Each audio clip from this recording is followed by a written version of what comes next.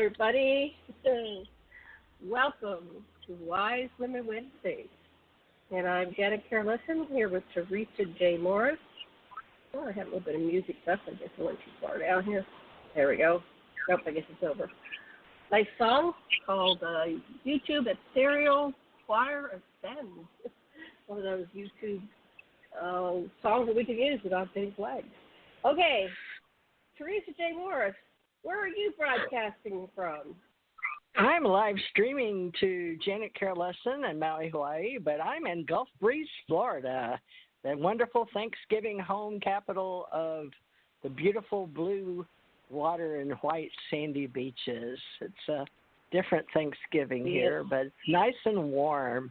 For all you people up there where there's lots of snow, it's beautiful down here and nice and warm. How about for you, Janet? What's it like in Maui, Hawaii? Well, you're on the Atlantic Ocean, and I'm all the way on the other side of the world in the Pacific Ocean in Maui, Hawaii, and I'm up in the mountains of the foothills of the West Maui Mountains, and I'm overlooking the harbor, and Haleakala is across from me in the ocean on the, the southeast. Yeah, the southeast.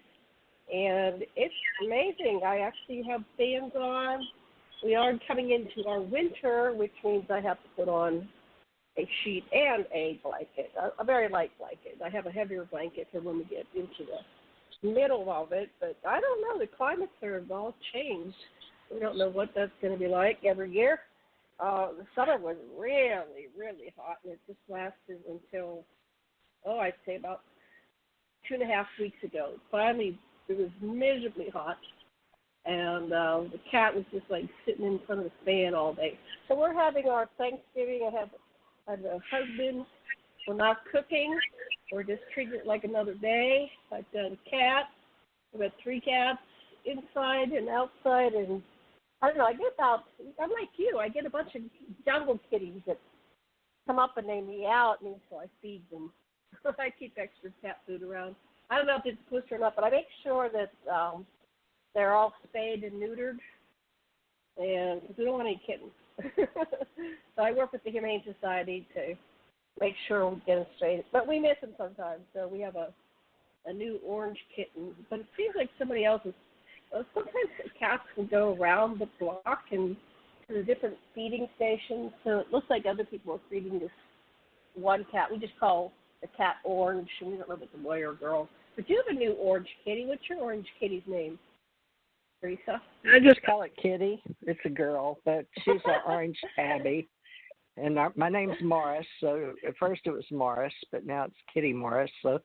And I've got my little Shih Tzu sitting here by me, my little 8-pound beige and white chocolate. She's a girl. My children are all grown now. I'll be 69 day after Christmas, and you'll soon be in February. You'll be, what, 65? Are you going to be 67.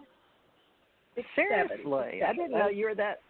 Oh, so you're closer to me. I'm old. So you're like my sister was born October 18th in 54. So I was born in 51, but the day after Christmas. So I grew up with all the people in the 52 babies. I was always the youngest. Everybody else was turning, 10 or 11 or 12 before me by about a year.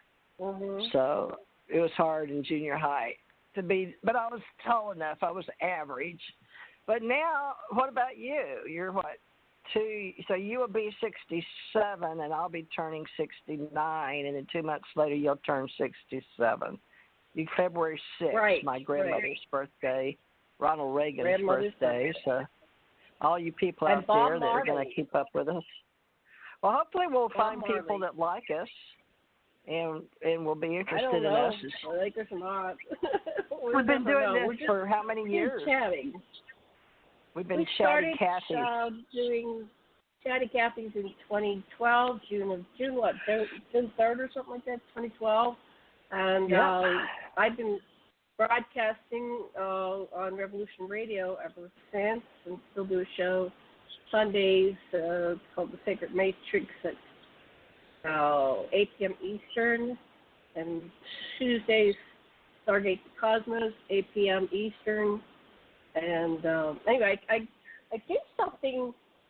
I started this habit years ago. You have to, for me, I have to have something that I'm doing on a regular basis, because I will really forget what day of the week it is. You know, if I'm not, and I haven't worked for any outside force since 1997.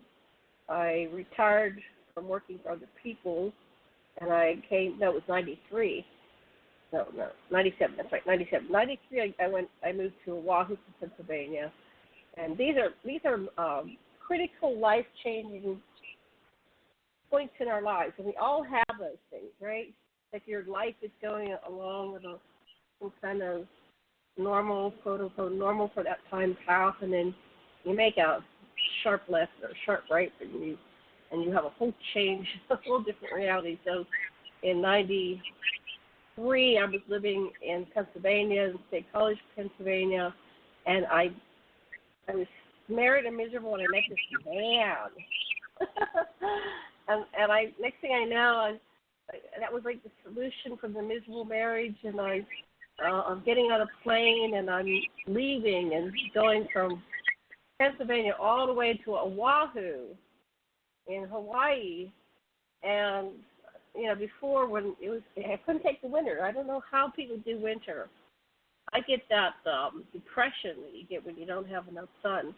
So every year I would get depressed, and then I would get sick, and it's like, oh, I'm not going to live to be a ripe old age like this. So I think my higher guidance said, you got to make a major life change. And it was all set up, and I was just following my nose and following my heart, and kind of moving away from that which did not work for me any longer, because I certainly didn't have the courage to stand up to an abusive, dysfunctional family or relationship. So my higher self said, well, if you can't do it, Janet, I'm going to get you out of here. So next thing I know, I was in Oahu. I never heard how you got to Oahu. What made you go to Oahu, Theresa? And what year did you end up going there? How about the Navy? Catalyst? My catalyst was the United States of America, and I loved wearing my uniform, and I was in the JAG office in Great Lakes, Illinois, working for the captain and doing our JAG, Judge Advocate General reports. We'd get the FBI reports and the NIS reports on young men and have to send in reports. And I was already an intelligence and officer in and out of country before I was working for attorneys. So by the time I got to Great Lakes, I got married. They give you orders. Theresa, you get orders. We're ordering you to go to Oahu. What did they say your job was, your mission was? Did they give you a reason for the relocation? What did they want you to do? Well, did you have a new job at that time? Yeah.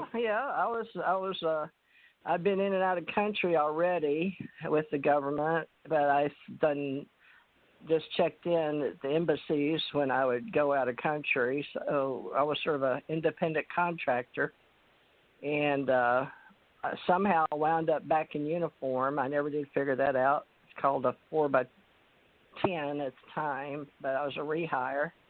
But I got started when I was a teenager, 15. And then, I wanted to stay with the Oahu. I don't want to go back in time right now. I just wanted to. What was the reason? What did they say to you about why you're going to Oahu? It's a great deal. Everybody has orders. You want to know how I got to Hawaii? Yeah. Orders from headquarters. Yes, and did they say why they're relocating you there? There's no rhyme or reason why they were relocating you there. They just said you're going. What do you mean? We had orders. My husband and I.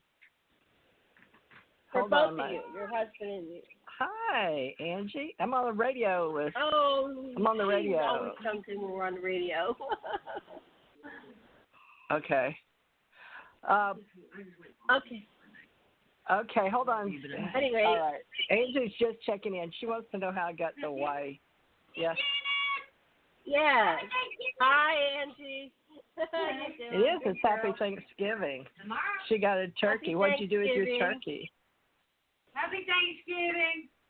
All right. Happy Thanksgiving. Okay. Steffi's going to come get that wine. She came in and there's a huge wine rack sitting in my living room. No, I don't want to keep it. I don't drink wine.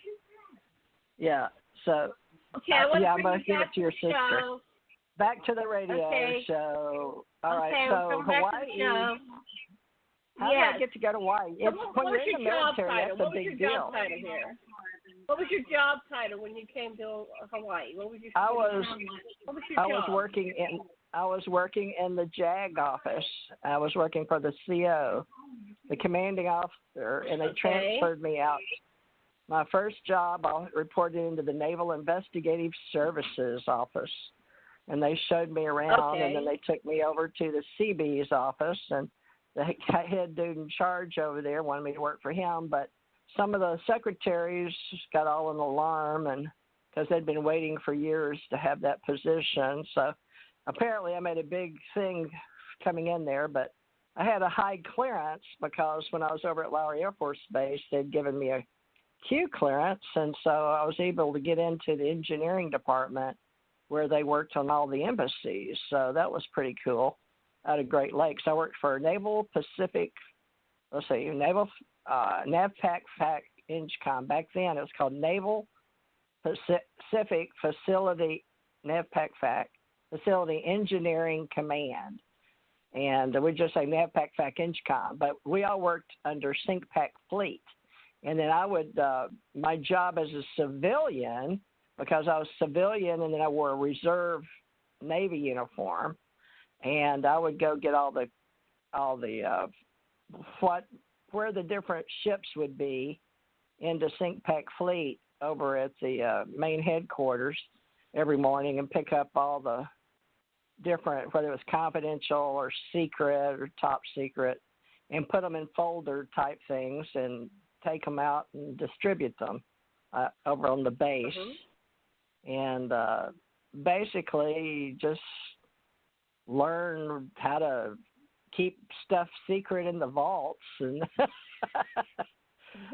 everywhere I went, somebody was under investigation at the time. So I would go around and just sort of be me and do what they told me to do. But I always worked for the commanding officer. I was very fortunate that I had good positions, but they moved me up, and I don't know, I wound up being a corporate president and CEO. That's when I started Jungle Beach, and I started a psychic network. So you and I started a pension center. You had enough. Wait a minute. I want to ask you, because so you had a job you had to report to every day, right? Or how many days a week did you? When I was on Today Call, we worked a Monday through 10 Friday. hours a day, 6 days a week. No, we worked 10 hours a day, 6 days a week. But that was a remote location, and so they were long hours. But we were there to. Well, how did you get your job? Well, my boyfriend, I was transferred in. Jason Stewart, was a military family, and when he was a kid, his dad would take him around to the nuke facilities. So he had some kind of top. It wasn't his birth father; it was his mother's husband. So, but he was young when, she married this man. So it was his stepfather. So he had joint custody with the Stewart family, and this was in. Jason grew up in Los Angeles area and went to UCLA when he was 16. And then I have my current husband, and he went to UCLA when he was 16. So Jason was an engineering genius. So he got a job on Johnson & Cole. I think it was in, we were there in 1995, and he had been there somewhere in the 80s or something, like 5 or 10 years before. And he kept talking about it. He said, I love it there, I love it there. So then finally he had an accounting job or something. He said, Gemini, so he was a genius and he could do all kinds of different things. And so he was working as an accountant, and then he was training to be some kind of role in a ship. He wanted to work in ships or something, so he studied How really did you hard. get a job there?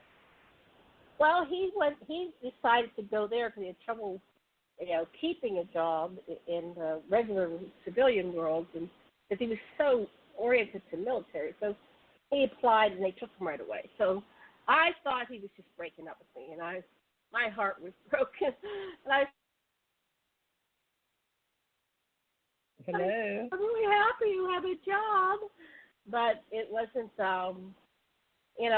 He wasn't breaking up with me. He said, "No, I guarantee you, I will give you a job." So he left, and I was, getting really sad. In fact, I thought I had a heart attack. One day I was just Were you on Oahu when he left? I was on Oahu when he left, and I was living by myself, and I got so upset that one day I said, I better go to I was really close to the hospital or medical center, and as soon as I went there and I walked in the door and they go, "What can we do for you?" And I said, "Well, I have chest pains." And when you say chest pains, don't walk to a hospital so you have chest pains. They went, "Stat." And, I'm in my 40s, and they go, "Stat." And they say, "No, I'm in the room, and they've got me wired up." And I start crying. I go, "Oh, my heart attack, am I dying?" Because my whole family has a history of heart attacks and strokes, And I go, "Okay, I'm just part of my family." And then when I finally went to my primary care physician, he says, "No, you weren't having a heart attack." I said, "Well, what's wrong with you?" He says, "You have a broken heart." Oh. Real diagnosis. And he said, "Yeah, you have a broken heart." And I said, "Oh." He says, "You're so upset." But I was trying to put on a brave face. So anyway, about that time after I had my quote-unquote broken heart, I get a call from Jason. And he said, "Okay, I want you to be ready. They're going to call you in 15 minutes, and you have an interview for a job." And I said, "Okay." So I got interviewed, on the phone. You keep falling off, Janet. Oh, I don't know. I'm not falling off on my side. I don't know what's going on. We have this work. Hopefully the recording is okay. So when I got there, I got the job, and then I had enough time to put in what a kind notice. of job was it? Did he tell you to put in some paperwork? Did he take it for you, or did you have to go to office where I worked? We didn't have. I'll prove contractors when they came on. I probably went to the office you worked because I believe I had to get a physical. Yeah, I had to get a physical. I had to fill out papers. I passed the flying colors. All we do kinds your of national checks. agency check. Yep, yeah, I did that's all the the checks. stuff we did.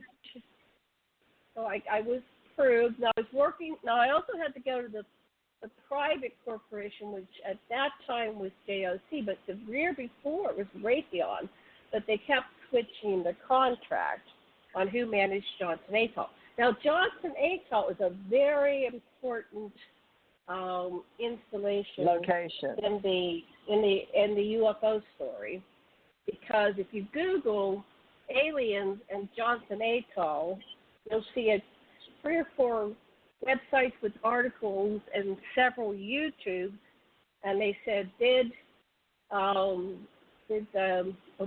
people meet, and a bunch of ambassadors meet the ETs in, I think it was November of 2009 at Johnson Atoll, when I guess they were switching administrations and Obama took over.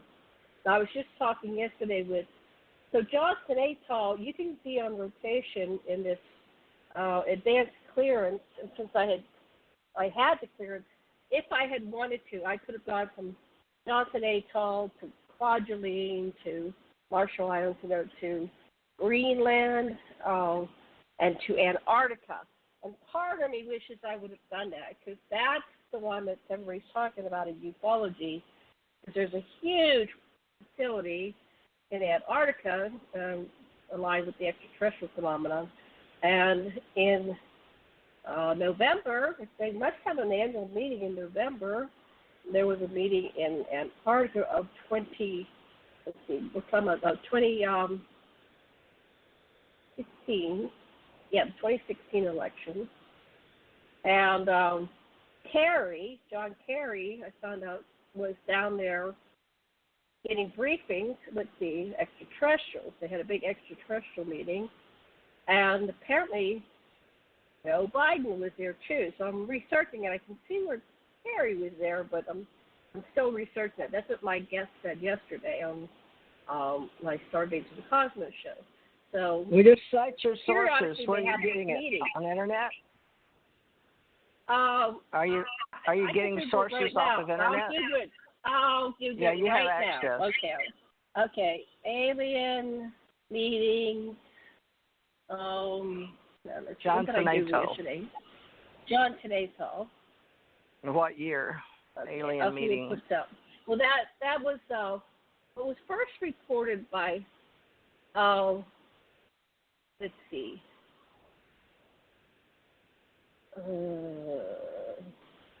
U.S. military is liaising with extraterrestrial life, bibliotecopedes, the living moon. There's a YouTube one, another YouTube. There's a living moon. No, the living moon. Okay, so the living moon. What is that? Bases. These is are that websites a YouTube that are account? Is it a domain? I click on it. Good question. Yeah, we're doing live research here. We'll do internet. Well, okay, apparently so we're going from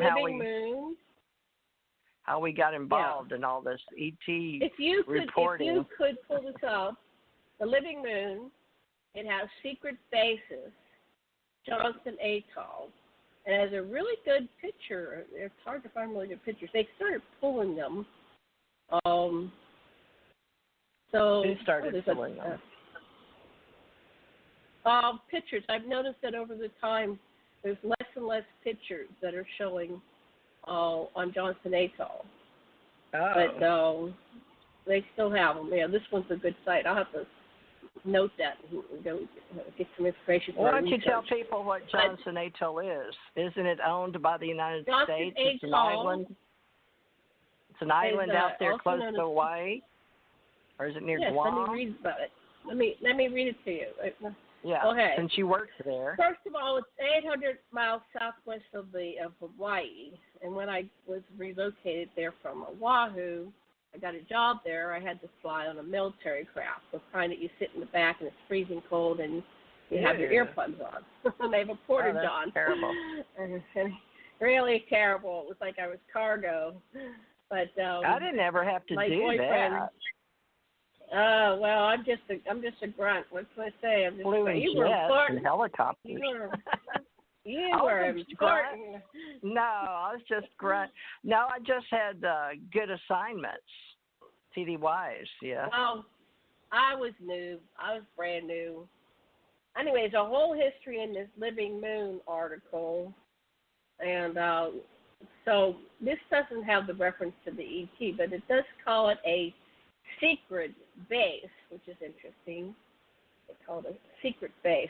Well, I think you and I were chosen to go there. I think the extraterrestrials chose us and put us in for training because they have their own extraterrestrial training off planet, and you've always enjoyed talking about that with Tom and me back when he was alive. So you had your own training with Stargate, but we didn't work in Fort Meade, Maryland, where it got started with that guy, famous guy that Tommy worked with. What was his name? Anyway, I can't think now. All the old guys, but they put some up for show, for CIA, for show for the PR people that did what we did. They have a picture of the Thor missile launch failure on July 25th. It was a nuclear test on July 25th, 1962. So they tried to launch a test. They were launching to Bikini Atoll, And the failure of the Bluegill launch created, in effect, a dirty bomb that did not release the nuclear warhead plutonium debris into Johnson Atoll. As the missile fell into the ocean, south of the island was not recovered. However, it scattered radioactive debris over Johnson Atoll, contaminating the lagoon and Sand Island with plutonium for decades. So in 1962, this damn nuke exploded, and I'm going there in what year did I go? 95. So yeah. So I was working in a nuclear waste. When I look back, that's back on the mainland by 95. No, I was here. You were in Johnson Atoll. Island, waddling around with nuclear waste, and I would go past this little field which had a chain link fence, and they say, "Oh, well, we scraped all the nuclear waste over there." Oh, that's good. Just put it over there. Just put it over there, and the wind is blowing, and the birds are flying, and it's like, so I'm lucky. I was only there like a year and a couple months. I knew people that were lifers. They'd been there 20 years. So this is like how the government lies to you, right? It's like, oh, there's a good picture. This is a great It depends on if you're an experiment or not. Part of an experiment. I'm just a disposable unit. I'm part of the experiment. And there I was going to a nuclear Holocaust waste. And, well, that was way after this is a great time. Spiritual World Network. So when did you do Spiritual World Network? Or your spiritual center? When you met Higashida. I 93 or 4? That was came before? To Oahu in 1993, and I went down to the mall there on the bulletin board, and then there was that. That's when I would have crossed your path in 93. I had no job. So I'm just like, okay, what do I want to do today? So I learned the bus system, got a bus pass. And, I was really, really healthy and skinny and got myself some good shoes, and I would just go walking. I would walk miles every day just exploring this and that. I went over to the far side of Oahu, and we went hiking, and I had a great time. I met an Australian girl. She was in tourist mode, and I'd say, okay, let's go. So we'd go in a different direction every day, and I had a great time. So that's before you got to Johnson Atoll. That was 93. So when did your plane land?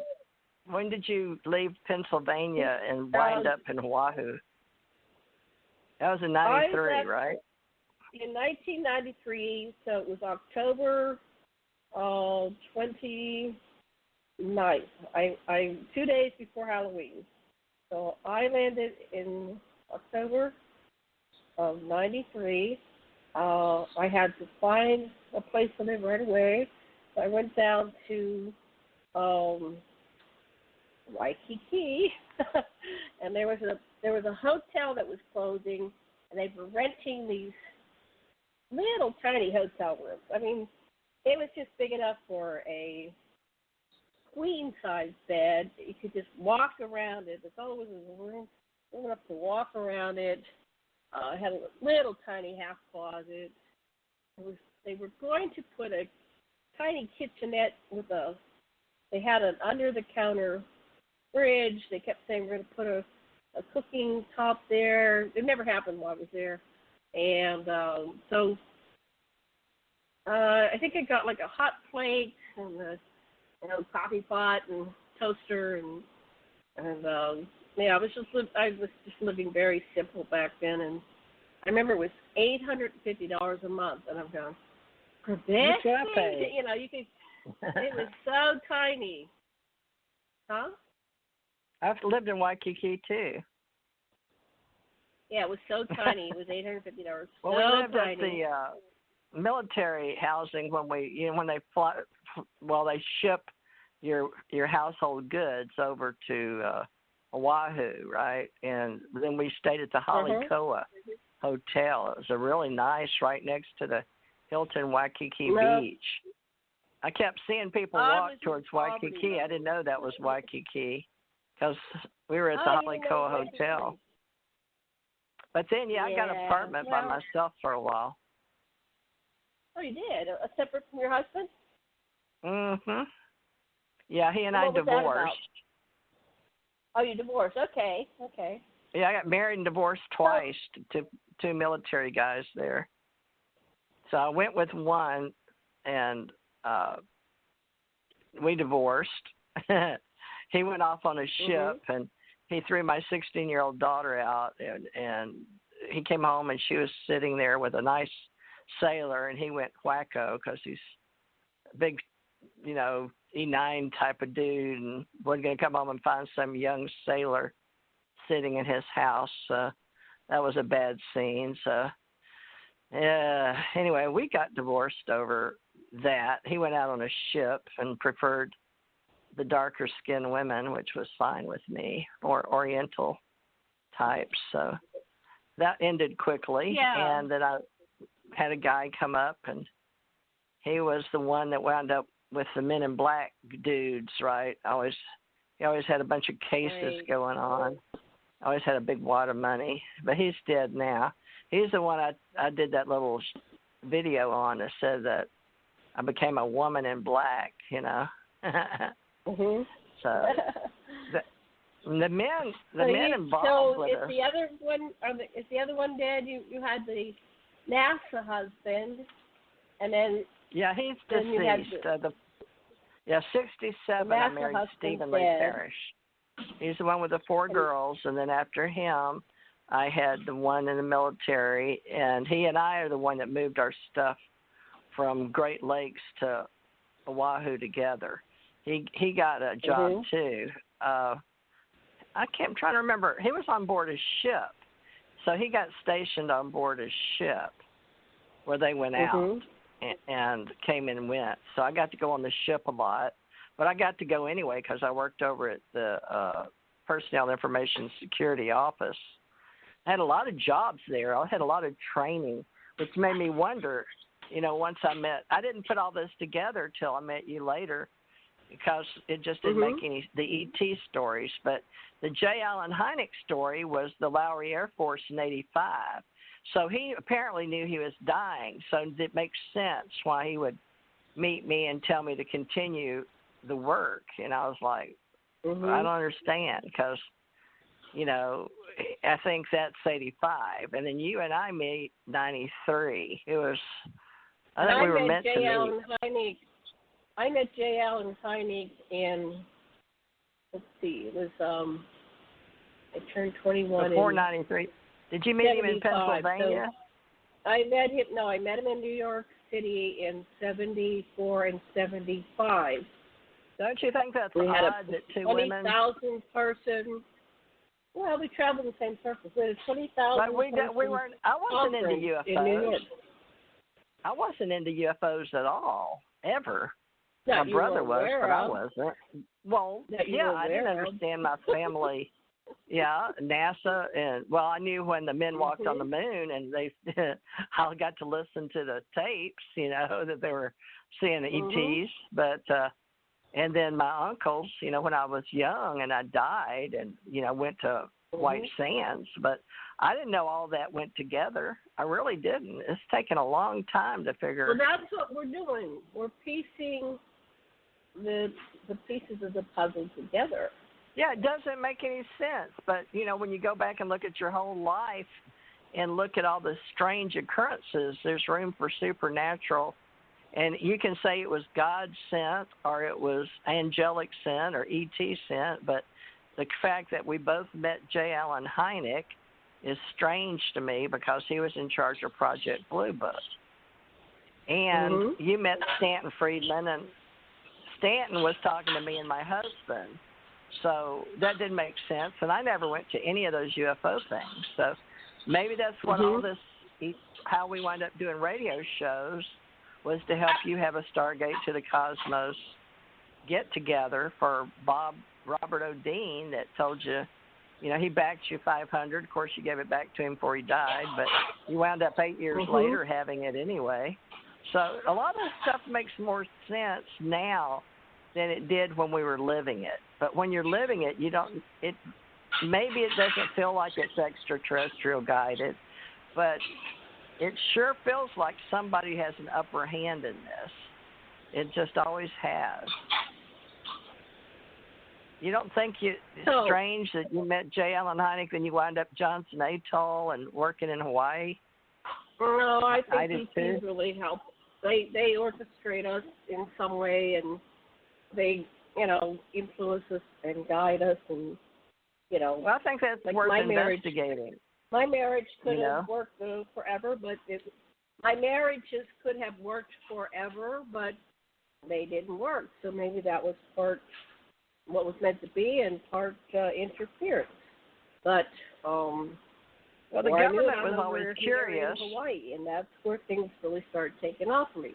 But I've had FBI contacts all my life, and so who knows what forces are they? Extraterrestrial guiding us? Are they, human intervention? Are we doing this ourselves? Big question, good question.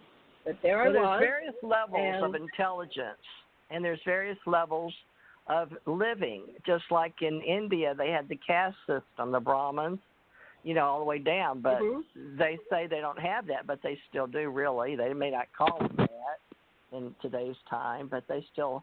People live at levels based on when they're born and their culture and their traditions. But I think you and I are here to establish this sentient age and the fact that extraterrestrials never went away, and that we're all really extraterrestrials, and we just need to claim our heraldry. If you want to say that's in your blood. On an ongoing basis. It is. It's just... And over time, what I've been covering lately, I mean, we haven't had a talk, but I've been uncovering lately is the connection to the president and the extraterrestrial presence. So I had Gloria Hawker on, and what's her name? Gloria. I'm drawing a blank, but a few weeks ago, Gloria Hawker, who was at my conference, and I've known her for several years.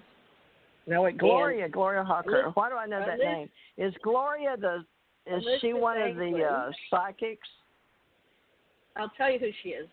She is one of the first generation experiencers that worked with both Bud Hopkins and John Mack. So she and Elizabeth Anglin were on my show, connecting the dots. Talking about this, that. This is a long one. I just have a video here. I was only 3 minutes. Yeah. Anyway, she said that in 1997, she was a contactee. She had a couple children that were human, but then they came to her when her children were young, and they started to take her and put her in the breeding program, the ET breeding program. So she had a couple hybrid children. So in 1997, they came and got her, and they got 100 humans, females, and their hybrid children.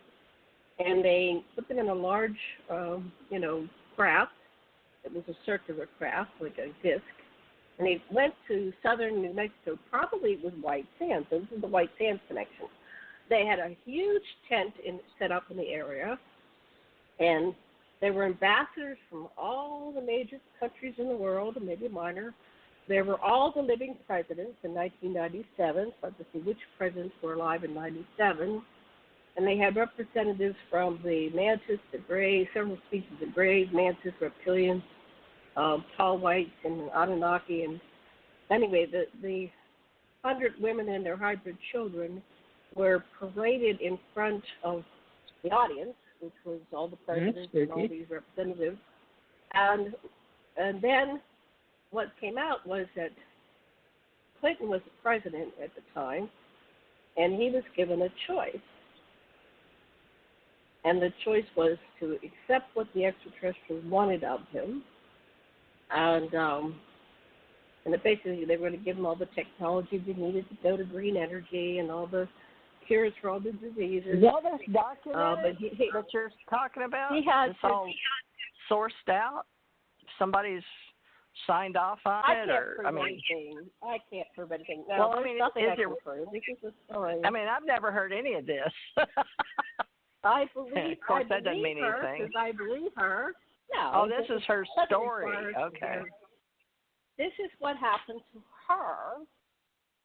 Okay. Then, well, you need a sworn to affidavit on that one. That's pretty powerful. That sounds like a pretty. Yeah, get her testimonial, but have her sign an affidavit. You can listen to the recording, and then Elizabeth was just listening. Like, this is the first time she heard the story, and she said, so you have the date? Happy. This is pretty interesting.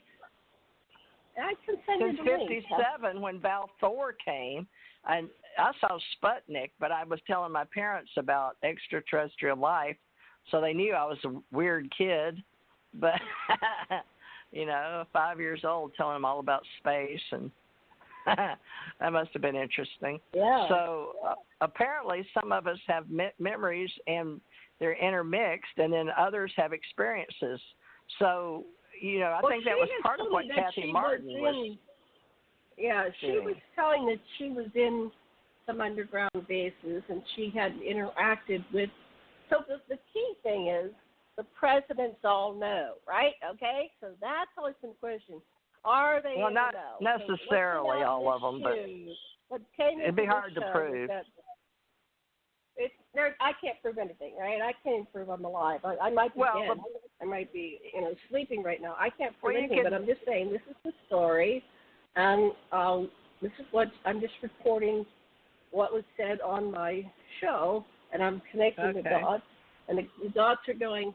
Here we are in November, and I think in November they have these huge ET meetings. So somewhere on the planet, maybe Antarctica, somewhere in the planet, they may be having it because they like to have these big ET meetings with the changing of the guard. Like G20. How about G20 meetings? it could have been a G20. G31 now, I guess. So we have the changing of the guard with the president, and this is the time So we're looking for some indication that some meeting is going on somewhere because it's.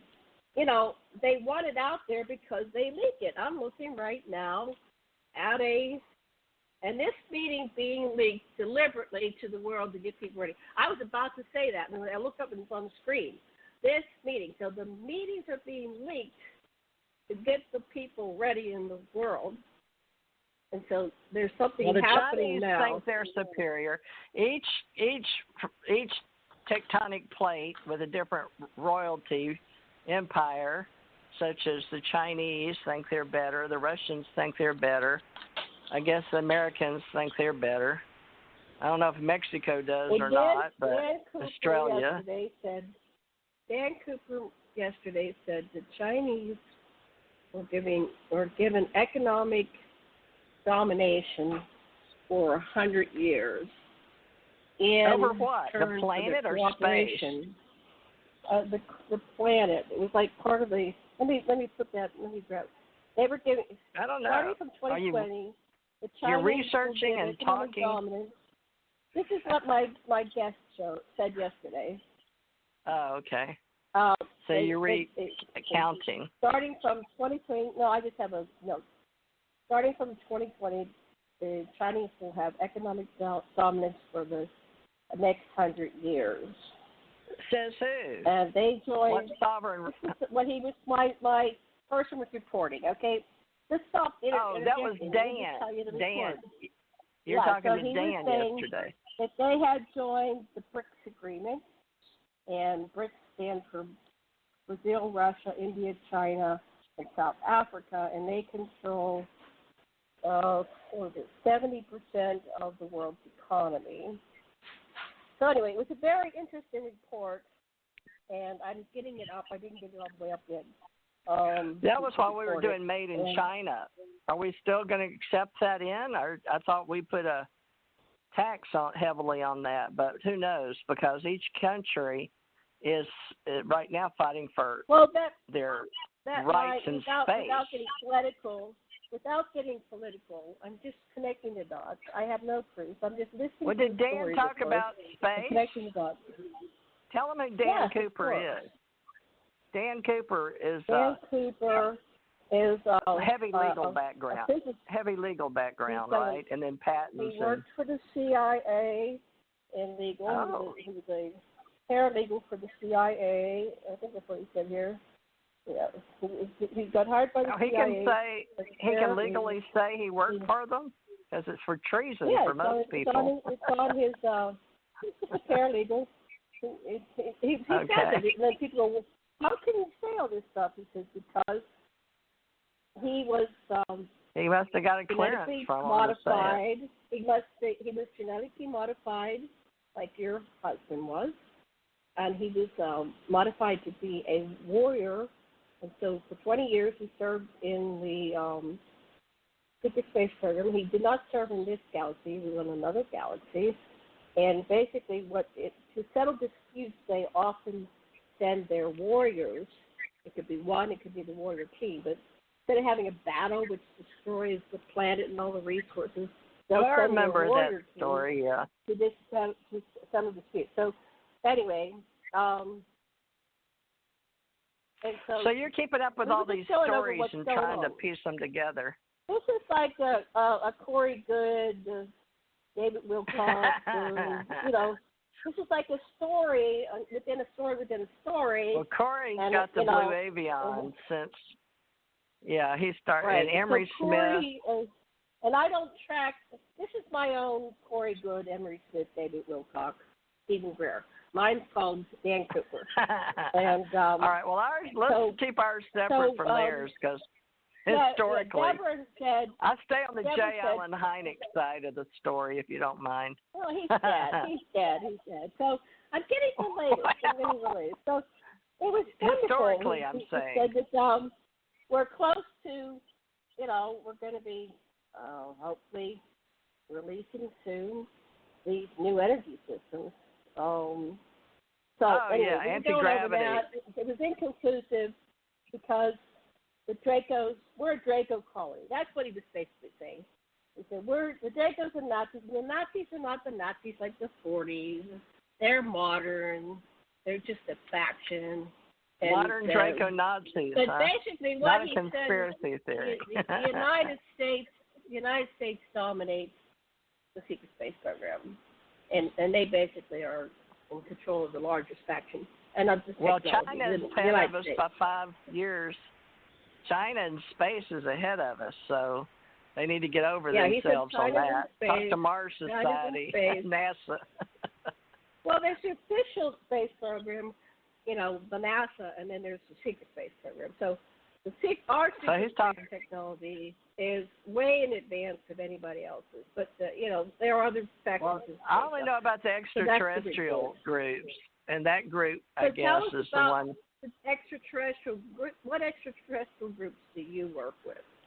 Who are you working with right now? They say they're Nordic. Well, they won't say who they are because they don't use the same language as we do on the planet. So they can't, when they work on the planet, they adopt the names that we use down here because we talk, or they have different completely. But that was the hardest thing. Tom had his deal and I had my deal. So, Tom liked Army, I liked Navy. So everything would adapt. So this is very high, super secret space above, the ones that most of the people in the folklore or we have Ace Folklife, our group that studies, ancient history and ancient alien theory.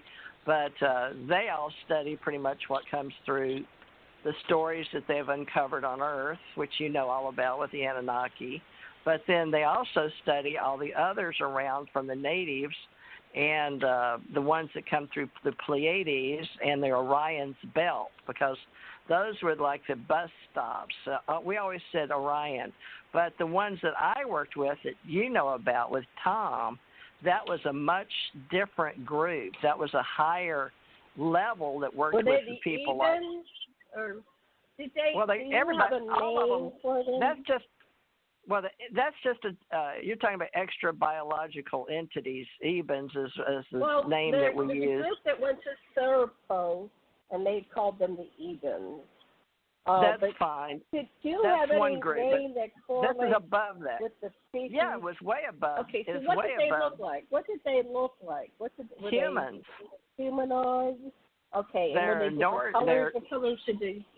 What colors did they come in? They look just like you or me. They're just humans. They just orange, look like pink, us. Yellow, purple, Different types. blue, So, black, white. no, they were humans. What colors They're did you see? white. Were they in They're the normal white people. human They don't range? get a lot of sun up in space, so you know they don't have colors in space.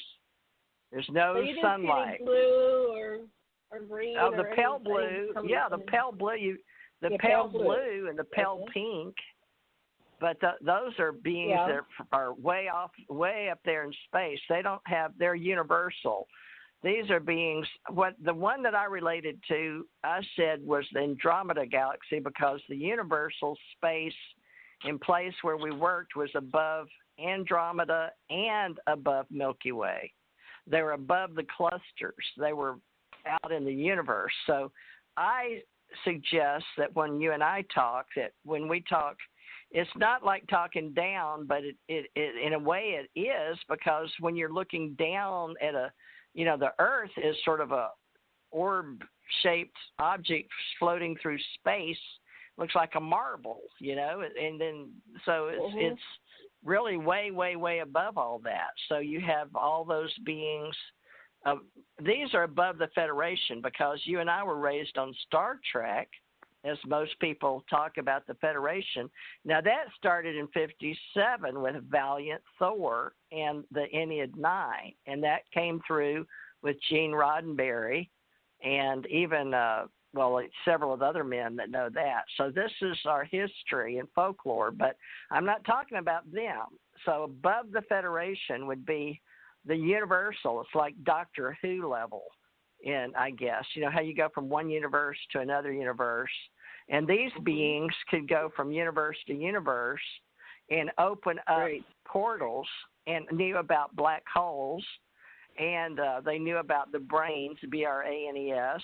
They knew about universes touching others, and all the bubble, what you used to call with me and Tom the Russian doll effect, because you have a bubble inside a bubble inside a bubble, like blowing up a universe, one with inside another, and they're like Russian dolls. So you have those that sit, and then in the quantum area of the way we think, thoughts and waves, once you get there, all these beings, from what I was told, they've been around for like billions and billions and billions of years. So by the time we get our knowledge from light speed down to the Dan Cooper level, we'll say, because Dan asked me once on your radio show if I told my people, maybe it was on my show, I forget, but it doesn't matter, folks. We cross syndicate shows. Janet and I have an agreement, but Dan and I were talking, but he asked me if I had my people told him about him, but they hadn't. But I didn't know which group. Maybe it was the CIA. I don't know, because I worked with a lot of. My husband was CIA. I was a contractor, but I worked with FBI, NSA, NIS. All the intelligence groups in the 80s worked together, and we even had offices next to each other into 95, 6, and 7 when we separated them. But off planet, my husband and I didn't know the difference between extraterrestrial military and human, like walking in and out of Washington, D.C. offices. You just got a feeling around them. And so this was my husband and I had 20 years together, 20 years and back. But his 20 years, he gave me 20 years from 95 till 2015, and then he went back. But he didn't take his body. He came back here to die. But the 20-year and back was physically 20 years here. And then I agreed to step down with these beings that are above the Federation. So, Janet, we've never done this before, but we do need to start in 2020. So all the people like Dan Cooper and all these people that work, and it's okay to work at the galaxy level, in this Milky Way galaxy. They're finding billions because people need to understand that where we are located, and if they can hear us, it's radio waves on a planet that is part of the Milky Way galaxy that uses only light speed, even though we do have above light speed. And we've proven this, 20 or 30 years ago when I was talking about it with scientists and people all over the world back when I wore a uniform. So we're always at least 100 years ahead. So,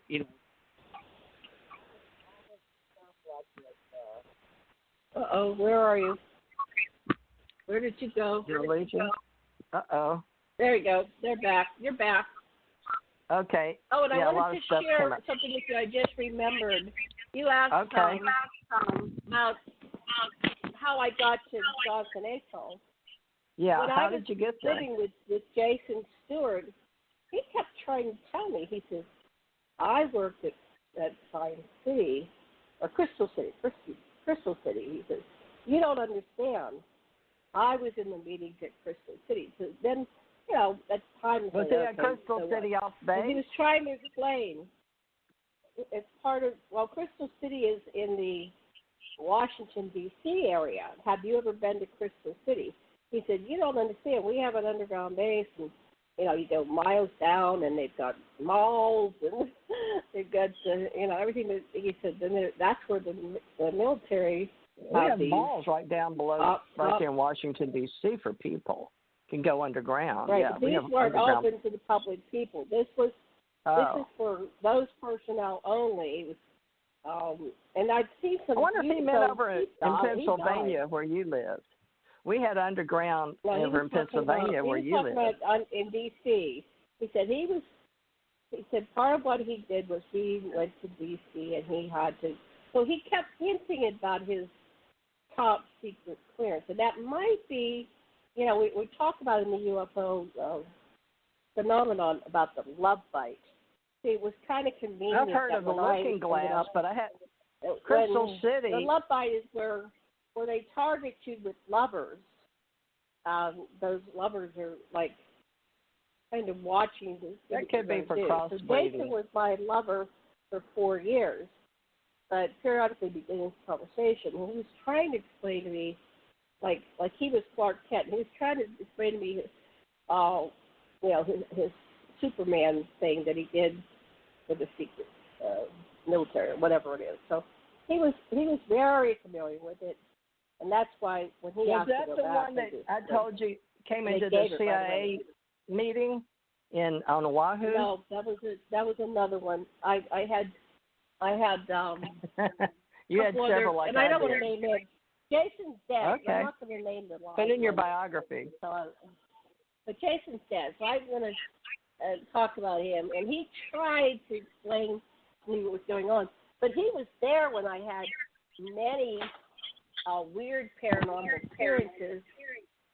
And he took it just matter of fact. So you could tell he knew what was going on. And he took it matter of fact. But one day I woke up.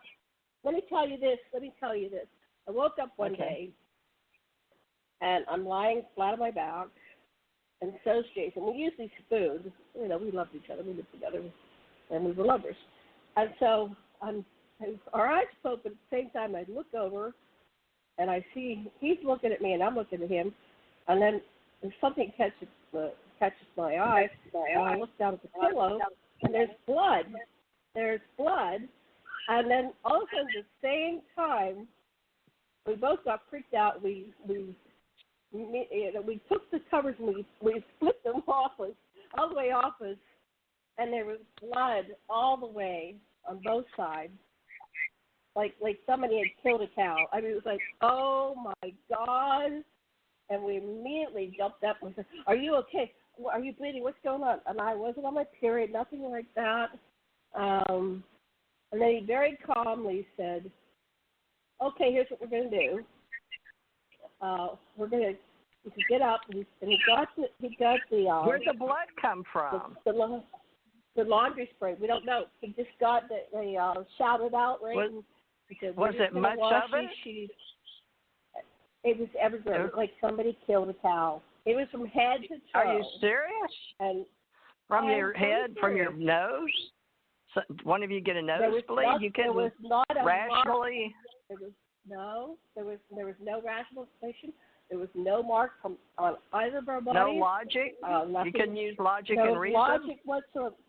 There was no logical reason whatsoever, except it was extraterrestrial. It was like a warning or something. So we washed the sheets. Now, I don't think the blood came out, and I think he ended up just getting new sheets. But years later, I think I would have thrown them away. Well, years later, I found one of his sheets, and I thought I should get this analyzed, because technology's changing. I have to see what kind of blood this is. Is it human blood or what? But I used it I was going to take a semi-wild cat to the vet, and when she came home from the vet, she was all freaked out, and I was trying to carry her up to the house, but she clawed her way out of this pillowcase, and so I ended up just throwing it away. But I had it for a long time. I should have done an analysis on it. But, when you have all these things happening all the time, you can't spend your life force investigating everything. Because it's just, our lives are so weird, right? All the paranormal stuff. So, we talk about DNA, but the melanin, like my granddaughter's half black now, but, she has a hard time in life because this world still doesn't understand even melanin in the skin, from the sun. And it's actually better for you on this planet to have dark skin because of the sun. So it seems like common sense would tell you that dark skin goes with sun type of solar planets, versus there's, virtually white skin in space, or the little grays, which we could go there too. But, those grays I had to ask my husband about because, I had the thoughts of the history that I was like, where's this coming from? So that's why I was asking about logic and reasoning. We've got to figure out a way to talk about all these levels to all these people and start getting with the fact that there's universes inside universes and bubbles, and, there's multiverses and metaverses, and then there's multidimensionals, and a lot of the people now in the UFO industry feuding among themselves will, discuss anti-gravity, since we've had it in the secret space, and then Bob Lazar and the extra elements we use in space are mining on the moon or Mars or wherever we're out there mining. I know we were, but the different countries were going to argue over the different elements on the moon, but that's like 30, 40 years ago, when all of them. But now we've got so many, 60, I think, out of 190, that are at least 29 maybe space that can get into space right now. I know Iran and all these other countries are wanting to, if they haven't already. I don't know. I know Russia and China and America are the main three, but while we're going into space, Tom and I used to joke about they gave the kids the matches and they took them away, and that's what Jim Mars used to quote. He thought that was a good quote, so he used it before he died. So when we talk, people will pick up what we're talking about if it resonates with them. So you and I, doing these extraterrestrial shows, we need to take it up to the next levels with quantum, because they're really trying to study it logically, and they're using the physics of zero Hyperion thought process now. And, Biden says science. He wants to use science, but he's a Catholic, and Kennedy was a Catholic. So, it's not like they're going to get rid of religion anytime soon, although a lot of people think they will. But the politics and religion go all the way back to Rome and, the Anunnaki and how to control people. So these are really in-depth currency, all the things that we're going to have. But we really need to look at how it's set up, because it's not just us feuding among ourselves, and that's not nice. We shouldn't feud on the planet, regardless of how much melanin we have in our skin, because nobody can, at least from what I understand, there's only so many souls that are accessing bodies in a supernatural way, and you have to evoke a human body and brain to even access this planet. So we need to discuss with people about, and some levels do, about when they come down here to the levels as extraterrestrials. So hopefully people realize that we weren't just, well, I guess we're born here in a human form, so we all bleed red. Now, this is something we need to start with is, let's stop looking at the content, but let's just look at the logic and reasoning of off-planet, because that's the way we have to.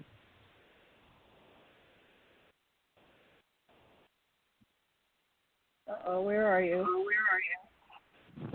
There you are. All right. Well, let's talk about, when I say J. Allen Hynek, we use his classification, but that's very primitive now. The class 5s. Right. You and I are both E5s. Years ago. Yeah. What year did Hynek die? Anyway, he's been 86. out of it. Yeah, that's ancient information. Right now, we got to catch up with what's going on. We can't even begin to catch up with what's going on.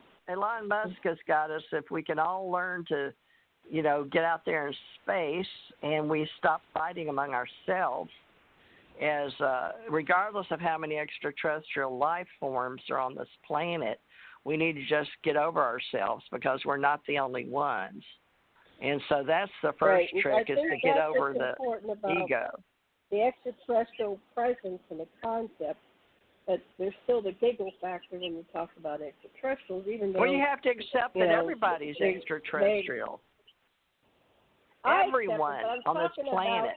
The people that have been dummied down, and they can believe in Jesus and Buddha, and but they can't believe in ET, and it doesn't make sense. They're all extraterrestrial beings that came to the earth, and or well, they adopt place, some of the programs.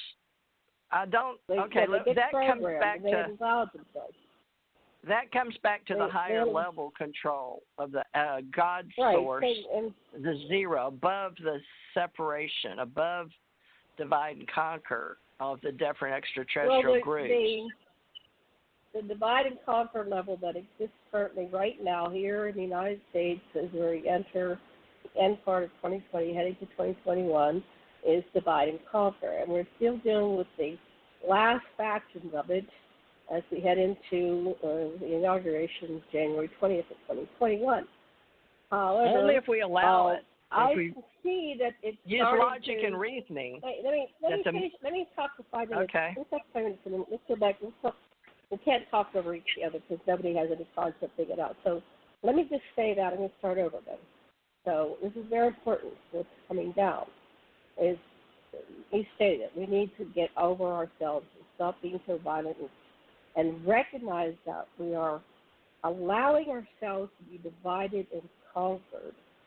And so we can get into nations against nations, but this whole thing is keeping us from getting the Star Trekian technology, which already exists.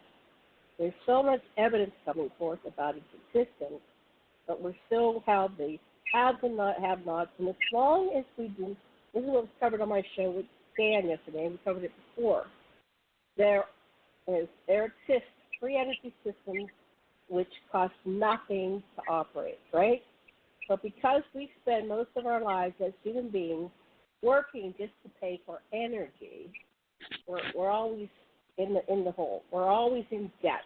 So part of our debt is not just money, but controlling the energy.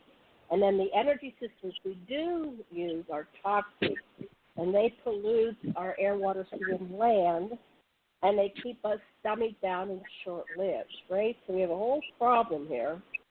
And the powers that be, whoever's at the top, there's arguments, is it Anunnaki, is it reptilians, is it, who really is the all-seeing-eyed top? It's the God level. And so, and it's not the God level, it's below the God level. God doesn't do this shit. This is just some megalomaniac. No, the God level beings, not one God with a beard up there on a cloud. The God level beings, God level beings are. I differentiate between the God level being and source. Source It's universal consciousness and oneness.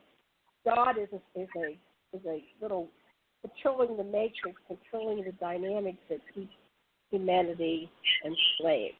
And so we there's have various to levels of gods, beyond various levels of universes. God level to the source level, and that's how we can. And actually, we have to be careful about words because words keep us locked into certain beliefs. That's why you go into Abraxas and Hyperion. You go into the zero quantum source. God has been hijacked. God is just a title. God is like king or queen or. I say good on actually, delivery. What we're learning is that there's no difference between presidents and kings. They're all monarchy. They're all some powerful human that controls everything else. So one thing I didn't realize is that ontology.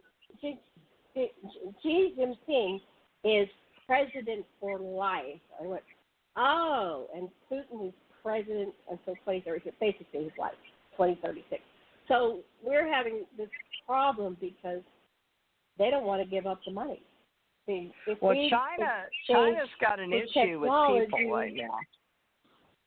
He won't be just he's not an he may think he's emperor for life, but that's now you're not keeping up with China. The people aren't agreeing with that anymore. The young folks have already rebelled in China. Some of them aren't even working now. Some of them are saying, screw this. So China has a lot of issues. We have some rebellion, and we have rebellion here all over the world. The problem is the higher levels because we're not people are starving. Long.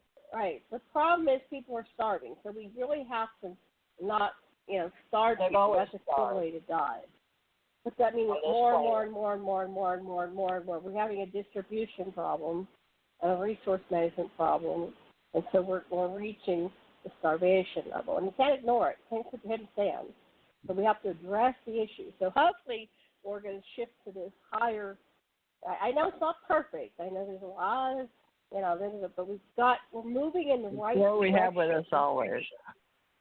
And so we've got to improve.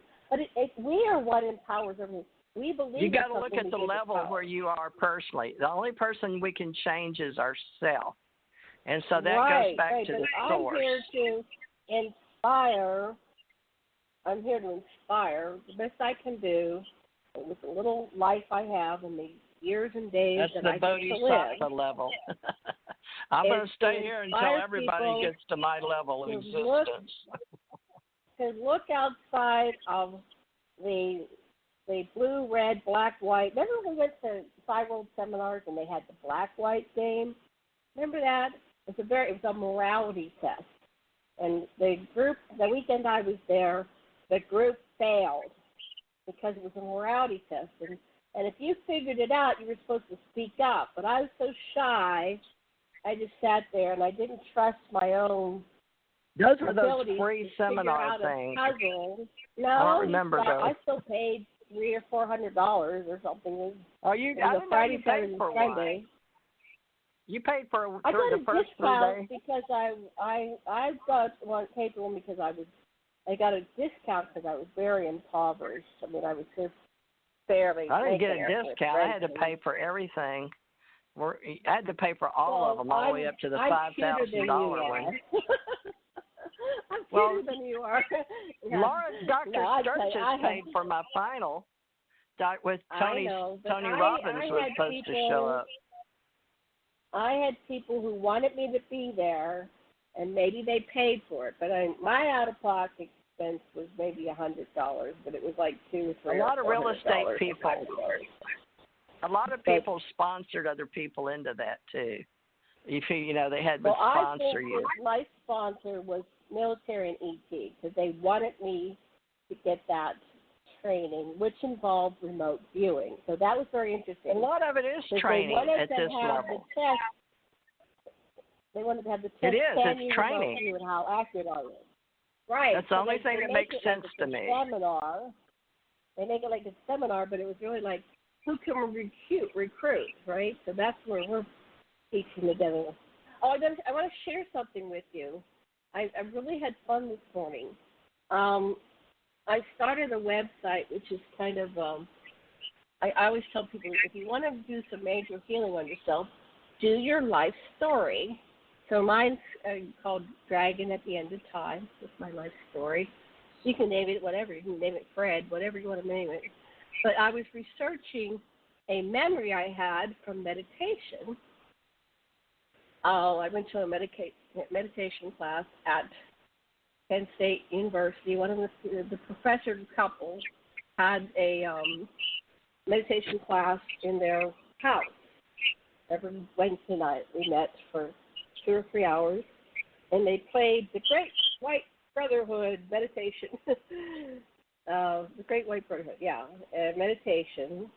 And they're supposed to be with you always, and they're your guides and guardians.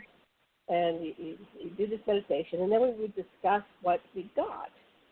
So one time I got that I ended up traveling back in time. I was at the room where Lincoln was dying, and I was watching it, and I was sitting under the table, and I was a little boy, and I was playing with another little boy, and we had these, the room was full of people that were all in distress because Lincoln was lying on his bed and he was dying, and the doctors were coming in, and people were coming in, and Mary Todd Lincoln was sobbing, and so I said, who was I? And I remember playing with these little tin painted Civil War figures, right?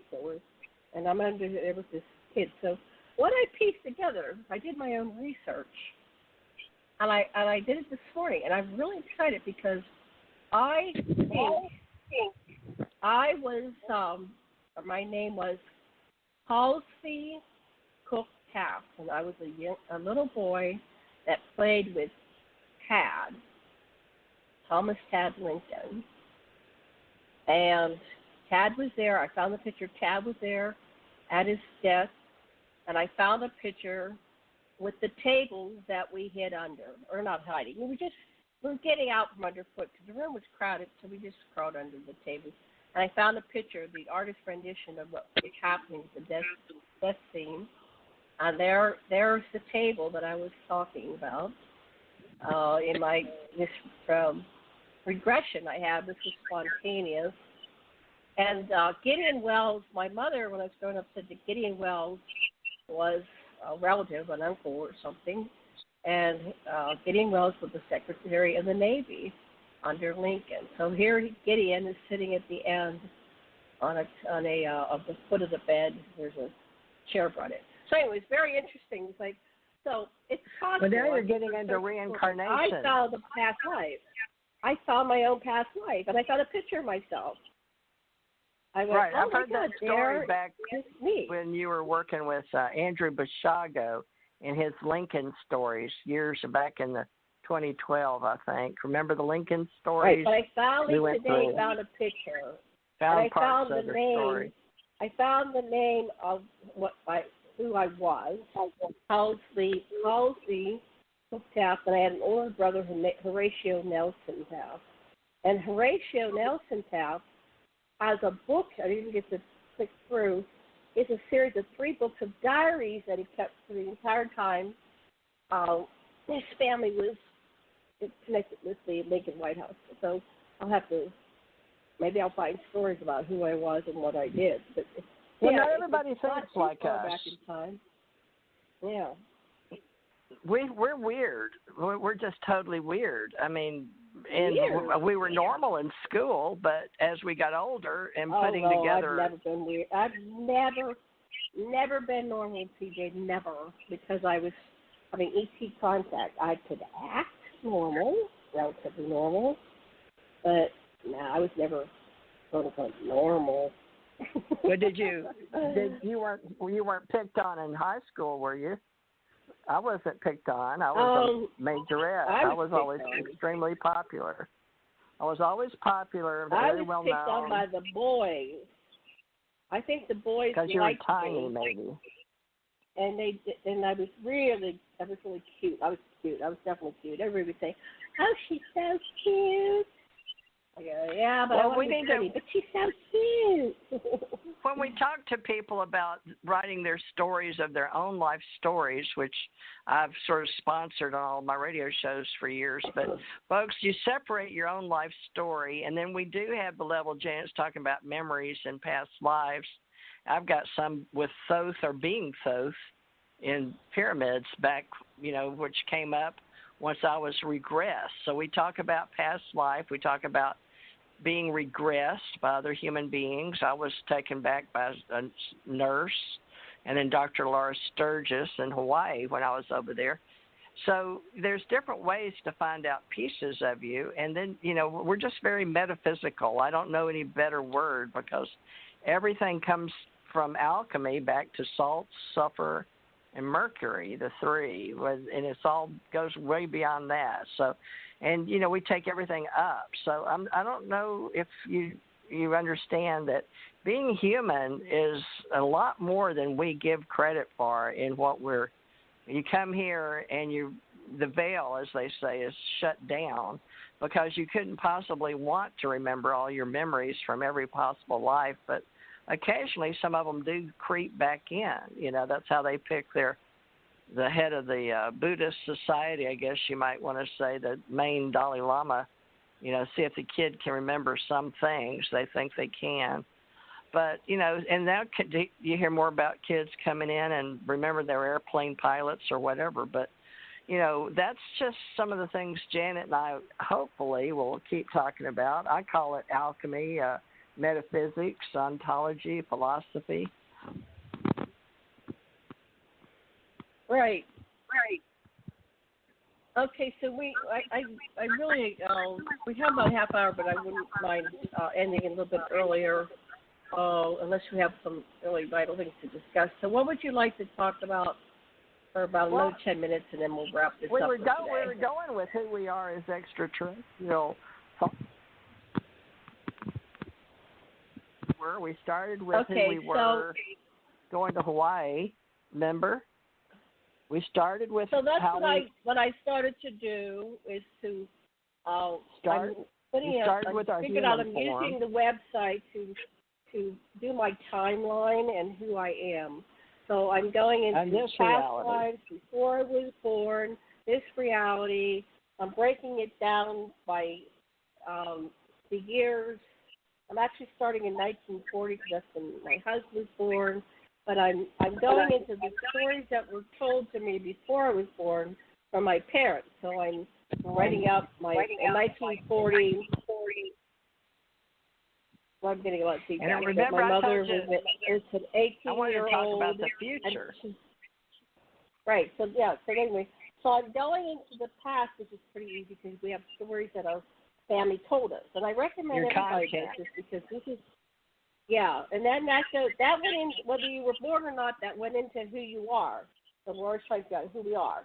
We're how you might think you are. But our ancestors feed into us as well. But in the future, we can logically, based on the past, go into, imagining, and what is it when you do a new image? Well, you're making it up, but where are you making it from? So you might be able to tap into your own future lives, which people say you can do with regression, but I'm saying outside of having a third party regress you, we can go into our future lives. So I'm developing this as an exercise for myself, and I'm inviting people to do their own timeline so that we can really piece the puzzle of who we are based on the Earth human level, but also all of our simultaneous incarnations, where we go in our dream state. So that's what I'm doing. It's a major project, but I'm excited about it because I'm locked down in COVID. What else is there to do, right? So I'm encouraging people. So go ahead. Your turn now. What do you want to say? To talk about what we create in the future universally, because having died and living to tell about it, you yourself as well, is the fact that we've had near-death experiences and out-of-body experiences for different reasons. But in the future, you're going to be going to wherever you create. And people in metaphysics talk about their soul groups because some people anchor something in you that is a memory or something, and when you die, like when I saw Tom die, I saw part of him get up and walk out the window, so to speak, part of him look up like he was looking at his mother and like going to heaven, and part of him, his physical human form became like a little baby with these little fists sucking on his fists, became a baby, probably went over to the nursery. So, we splinter when we die. If you're able to see somebody at that, I just happened to be, he was young, 56, but he predicted it. He'd been 20 years on the planet, and he wanted to go back. So I think...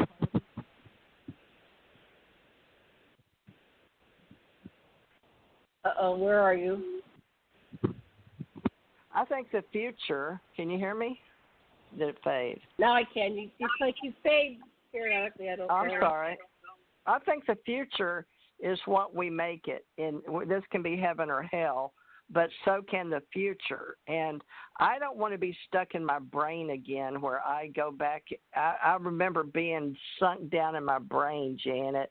I was in prison in this human life form as a child in the 3rd or 4th grade and stuck in bed, and I couldn't move, and all I could do is climb in and out of my brain tissue, through it, in it, and out it. But it was inner sight. What was going on that you terrible. couldn't move?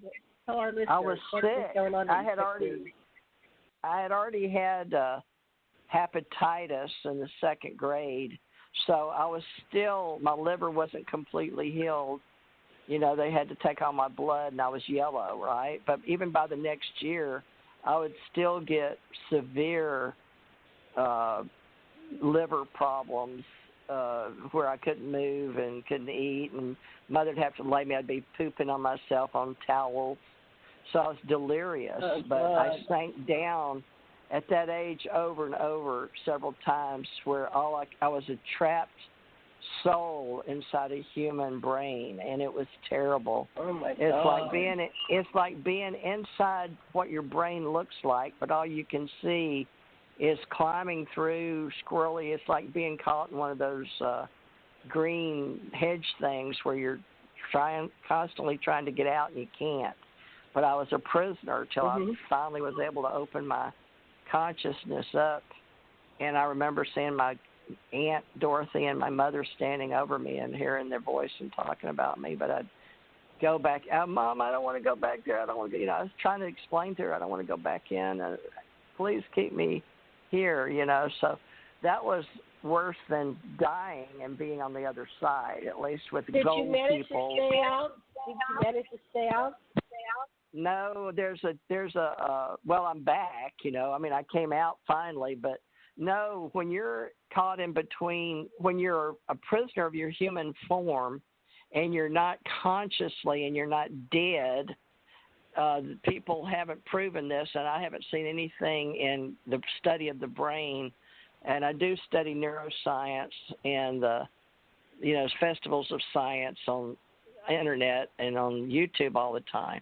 But I haven't seen the level of intelligence or the level of study of the brain or the human soul or spirit where they understand that we are not of this earth and that we do leave and, that the life goes on. But we are a small piece. Our consciousness, when I died, I would take my consciousness and have out of body and leave my body out and go into space. So I still have that, and I can still face space in this reality. So now I'm just a very good precognition or, remote viewer or whatever, psychic or whatever you want to say. But I, as a child, but I don't ever want to be caught again in between being stuck in this human form, and I can't get out and go to heaven either. But I want people to know you need to really be clear of keeping good thoughts, because when you're alone with just you and your spirit, it doesn't die just because your body does. Also, if you're not dead and you're in your body and in a coma while your body's healing, it's terrible to be stuck in your brain, and that was so terrible. I did it so many times. So it's when you lose control. So please take care of your body. Do what you can to, if you're going to have a human form, being a life form as extra biological entity on the planet, please take care of your human form until it's time for you to pass at a level where you completely strike out. Because, gosh, I would hate to be. I've seen them where they've induced coma on my stepfather while he healed, so they can induce coma, and I have had surgeries. That's what they're doing. That's what they're doing with the COVID people. Are they in some kind of hell, I wonder? So you weren't really in an induced coma, but you were in a coma. Delirious. So they might be in.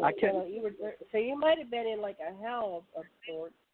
It was hell. It was terrible hell in my brain. Yeah, it was in this human form. There was a series where this man was in a coma, and his girlfriend. They didn't quite get married. His girlfriend was in the hospital. They were on the way to get married or something, and they got a car crash, and then he was put in this coma. And the whole series was about him walking around the hospital, and then somehow he would sometimes get messages through to his girlfriend. Eventually convinced him that he was.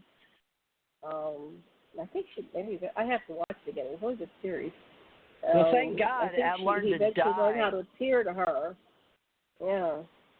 Well, wow. Remember when Gigi died, I learned how to leave my body completely. That's when I left out of my top of my head. So I wasn't trapped as an adult anymore because I learned how to do out of body. And you can train yourself at lucid dreaming and listen to music at night. And they have the Hemi-Sync from the Monroe Institute. But you need to learn how to not get trapped in your own mind. It's just terrible. Oh my God! That was the worst fear of my life growing up as a child, was being stuck back again. So I tried to stay very, very healthy. I never drank, smoked, or I would never do anything to hurt my body. But I just lived a normal Southern life. Whatever that means. But gosh, the type of experiences we have. Now, the ones I had with Tom, that 20 years and back program with Secret Space is what Janet calls it. But it's learning about things that normally you have to be briefed into it, read into it, have a clearance level. And also, your brain has to be able to accept it, because there's nothing worse than to trip your brain if you're not ready for information and to receive it. You'll get haywire and dizzy and dysfunctional, and it's not like being on up and up. They call it DMT. I've never done a DMT trip, dimethyltryptamine, but I never. I know lots of people have, and they said it was really beneficial. It was kind of like the veil pass, like when you have a near-death experience and out-of-body experience. The veil faded, and they were able to see what was going on. So Sasha used to hang out with Terrence McKenna when he was alive. Yeah. I guess they were colleagues, and he flew over to the Big Island, and Terrence came over and visited the house, and they had dinner and weekend parties, I guess, while he was here and still alive. But when I moved here, don't you? You can leave your body at night. I leave all the time. Don't you do that? What they're saying is that when we go through the yugas, we align with the galactic core, which is aligning with the universal core. It's like the yugas are the cycles within the cycles within the cycles. Right. They talk about yugas because I can talk about it. When we finally, it's kind of like Stonehenge. When we align with the sun, it comes through the hole in the hole in Stonehenge. So. Yeah. And so we have a universal place where it's going to come through and do a DMT activation. And supposedly that's part of the ascension process. Right. Well, the ascension age and what I was brought or said I would come back and stay, apparently I agreed to work with the extraterrestrials and all these symbols that they've given me that I didn't know until I found them, with the phones and helping get the internet going, things like that. We're all helping with the internet, but Oh, there's so many levels of existence. So just don't think that being only in human form, but you need to learn how to be out of body as well. You need to learn that, you're more than just your talking human ego id, I guess the two levels. So there's at least three of you, but we all.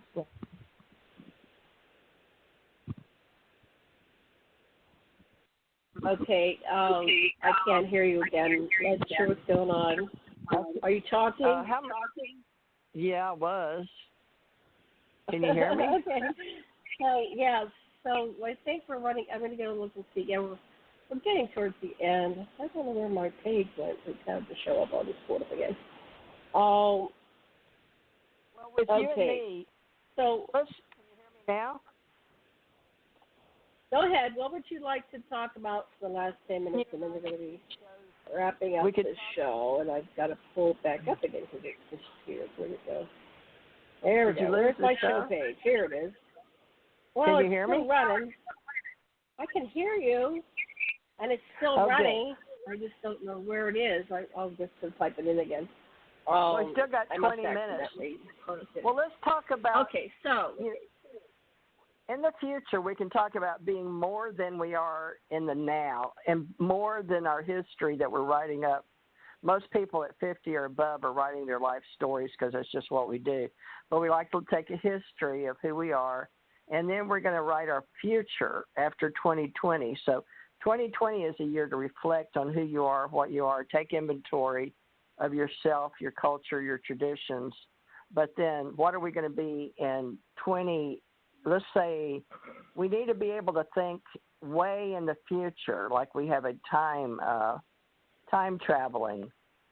Wasn't that what you were saying? Because I told you about the man that made his hell. Yeah, I think we can time travel in our own minds, and people are afraid of making things up. But you just remember, so we've got to do it. Energy and material cannot be created or destroyed in unchanging form. So where are you making it up from? So it's okay to make it up. It's not written in stone. You don't have to go down that timeline. You are the the author of your own story, and so if you don't like where you're going, you change the channel, switch the lane. So, and Tesla said imagine. He was strictly a receiver, right? So all the brilliant, Einstein and Tesla both, all the brilliant minds in science knew they were strictly receivers. Their minds were the receivers of the thoughts, the universal. It's all out there, folks. It's available to you. We of this extraterrestrial essence are co-creators with the divine source. So as a co-creator, if we want to set our course to a certain perspective or future history, timeline, whatever you want to call it, we can manifest and create it. So I've been really learning it. At night I go off planet, I go to school, I teach school, I have these different lives and different roles, and I often, know where my apartment or my house or wherever I'm at. You said you've seen Tom, and it was some kind of a nice small house by the. So you at one point you said he was in a location like a cottage. That was when he first passed. Yeah, when he first passed. Is he but still since there, I've seen him, did he? No, he's come and visited. He came and visited my grandson here in the house while I was sleeping. But tell us about that. Now, what did he do? No, he just came and sat down and talked to my grandson. But the time I saw him in space. So what did he say to your grandson? What did he say to your grandson before we go to this space? Yeah, he just. But how did he know it was your husband? He saw him. He saw him. He saw him just like it was you and me. It was really. He just talked to him, just visited with him and left. So nothing profound. Just how's things going. Was he 3D? Was he solid? To my grandson, he was. And then he just disappeared. Was solid to your grandson? Yeah, like a hologram. But we could do holograms. What he did? Yeah, he was very logical, rational. He just told me, Grandpa came and sat across, because he was sleeping in here on the couch, and across on the little couch. And I said, well, he didn't come to see me. He said, nobody asked about you. How's Grandma doing? But he said, I said, well, what did y'all talk about? He said, just how's things going? He didn't stay long. He just checked in and wanted to let me know, see how I'm doing, and then he just disappeared. I was like, wow. And I asked him the same thing. He said he looked solid. Yeah, it's like a hologram. So, Tom, when I saw him, he didn't stay long in my lucid dreams either. But I've seen him in space doing, helping people, and he's passed by me in other universes. Us about space. What does he do? In space, I think I had an episode with him too. So he's a very powerful being. Yeah. So go ahead. Tell us what does he do in space? Are part of us. Whether we believe in out-of-body or not, I think it's really a lot of what our minds will allow us to conceive and believe. It's like Wayne Dyer on the other side, but he said whatever we can believe and we can achieve. But basically, we have to create our future, folks, and we're in the expansion, which the expansion means what we create in the material world, because the dark matter is waiting for something of the light. It's all dark, so we have to create it. So what was he doing in space? I would see him wherever I was, whatever the reality was in the lucid dream, and you step past from your dream state into lucid dream, and then there's the next level up. So I don't know what you want to call that, but we have got to get a grasp on it, because we've got to teach it. What was Tom doing? I can just remember his presence, Janet, but I just remember he was in one of these spacecrafts that we've used. They're huge. They're miles long. Spacecraft. Yeah, these are. Because it was interesting when I worked with Michael Jackson. He came to us for about 6 weeks, and we set an appointment with him with his ghost. And we said, okay, well, we've got to do, whatever it was. We had a busy week. We were doing consciousness and all kinds of counseling in those years. Doc Lessin and I, we pulled in Michael Jackson, and he came in and he came speaking through me because he was so upset that he was dead. So then we were doing several hours of work, and I was exhausted, and we said, okay, Michael, we'll set aside some time next Saturday, we're not so busy, and you can come back again. So for 6 weeks he came to visit us, and he said at the very end, he said, and we would say, well, what's been going on in the week while you're gone? And he said, well, he said, I know you'll believe this because I understand, but he said, I found a craft, a spacecraft, and I don't really call it spacecraft. It wasn't UFOs, but he knew what it was.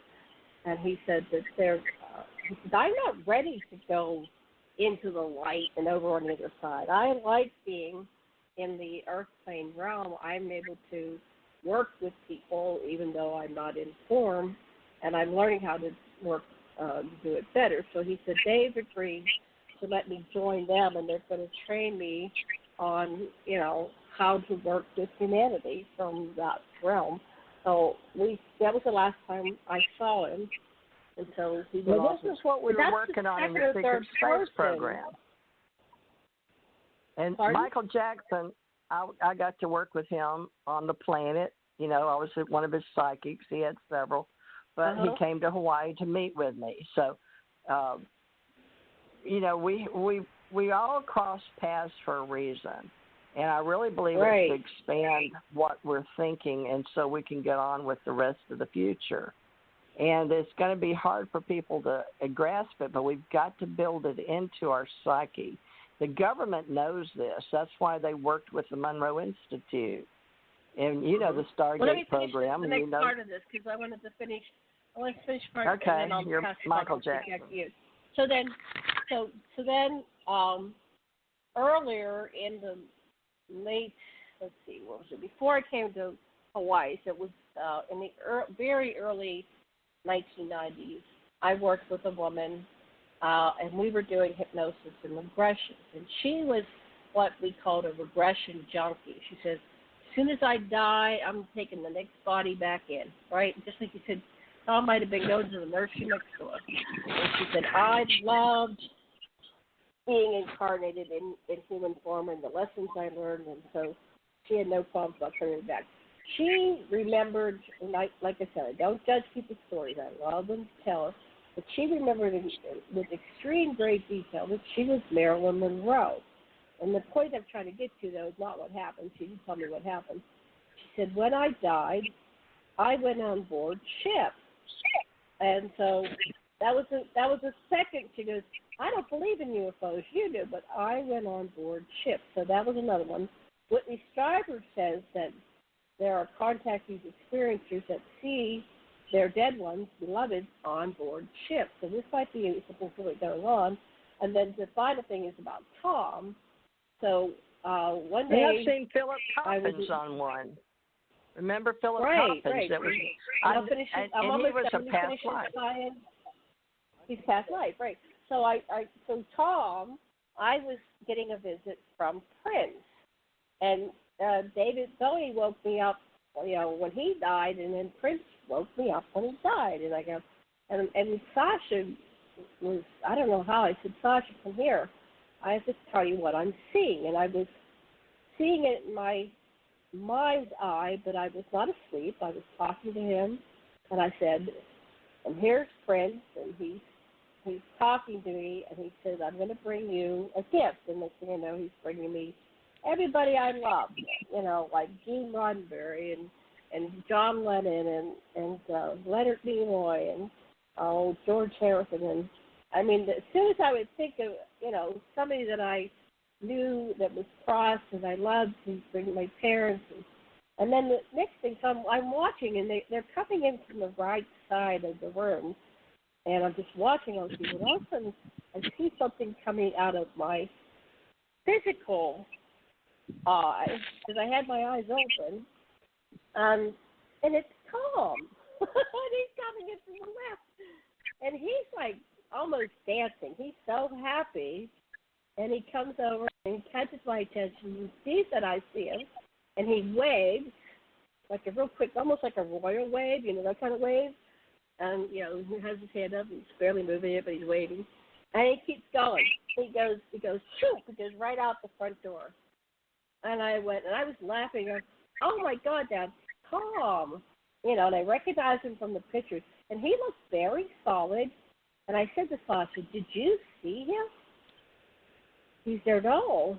I said, man, he just walked. He was physical. He was not in the same vibratory frequency as the ghost, the Prince and all them. He was in a different one because I could see him with my physical eye.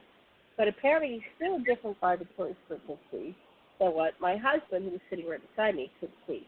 So let's discuss that phenomenon. So we're going to have to do that because there's a lot of levels. That's amazing. There's a lot of levels of existence that we can discuss, and it should be discussed. And there's scientifically, the government knows proof, and they know about the Monroe Institute. They've been studying that. The scientists in science in Russia and China were not the only ones. India, of course, have always believed in it, and they had all their history of extraterrestrials. And so it's getting to be relatively a new thing, but it was really an old thing. So it's history.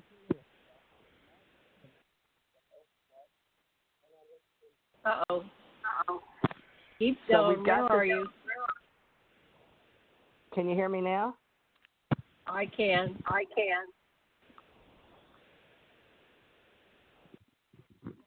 Keep going. All right, so in the future, Janet, let's talk about getting a language to talk about the various Hyperion above, or Braxis, or whatever, above all the languages that we know on the planet. But let people know there's more to them than just the now. There is a future, and we're creating it continually.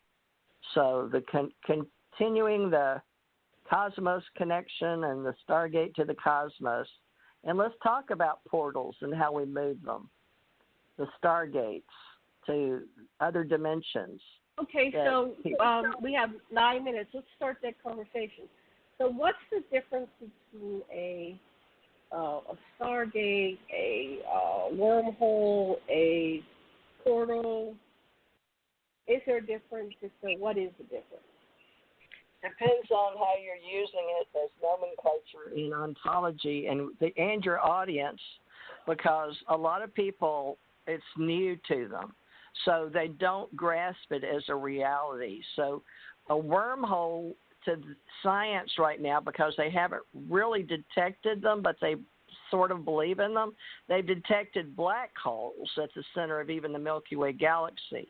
But we've always been told to steer clear, and that's what Tom told me. So I can only go on what Tom trained me in, is that in space we steer clear of black holes. But the opposite of that would be a white hole, not a black hole, but one that pulls light through it.